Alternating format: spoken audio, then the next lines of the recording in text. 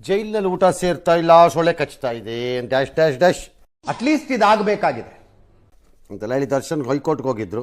ಹೈಕೋರ್ಟ್ನವ್ರು ಆಯ್ತು ನೋಡೋಣ ಇರಿ ಅಂತೇಳಿ ಆಕ್ಷೇಪಣೆ ಕೇಳಿ ವಿಚಾರಣೆಗೆ ಹಾಕ್ಬಿಟ್ಟಿದ್ದಾರೆ 18ನೇ ತಾರೀಕಿಗೆ. ಈ ಜೈಲ್ದು ಭಾಳ ಮಜಾ ಇದೆ. ಊಟ ಸರಿ ಇಲ್ಲ, ಬೆಡ್ ಕೊಡಿ, ಆಮೇಲೆ ಅದೇನದು ಸೊಳ್ಳೆ ಪರದೆ ಕೊಡಿ, ಟಿ ವಿ ಕೊಡು, ಪ್ಯಾನ್ ಕೊಡು, ಎ ಸಿ ಕೊಡು, ಡ್ಯಾಶ್ ಕೊಡು ಅಂತ ಹೇಳಿ ಒಂದು ಕೆಲಸ ಮಾಡ್ಬೋದಲ್ಲ, ಯಾರು ಒಂದು ಪ್ರಪೋಸಲ್ ಹಾಕಿ ಒಂಥರ ಕ್ರಾಂತಿಕಾರಿಯಾಗಿ ಖಾಸಗಿಯವರು ಯಾರು ಒಬ್ರು ಒಂದು ಎಕರೆನಲ್ಲೋ 2 ಎಕರೆನಲ್ಲೋ 250 ರೂಮ್ ಕಟ್ಬಿಡೋದಪ್ಪ, ಹೋಟೆಲ್ ಟೈಪಲ್ಲಿ ಎಲ್ಲ ಫೆಸಿಲಿಟೀಸ್ ಇರೋ ಥರ. ಆ ಹೋಟೆಲ್ ಜೈಲ್ ಅಂತ ಡಿಕ್ಲೇರ್ ಮಾಡ್ಬಿಡೋದು. ಯಾರ್ಯಾರಿಗೆ ಶಕ್ತಿ ಇದೆ ಅವರಲ್ಲಿ ತಗೊಂಡಿರ್ಬೋದು ರೂಮಲ್ಲಿ. ಜೈಲೇ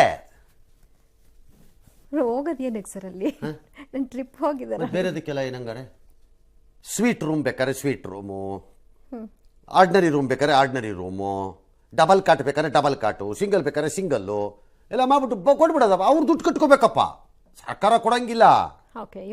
ಅದನ್ನ ಜೈಲು ಅಂತ ಡಿಕ್ಲೇರ್ ಮಾಡ್ಬಿಡೋದು.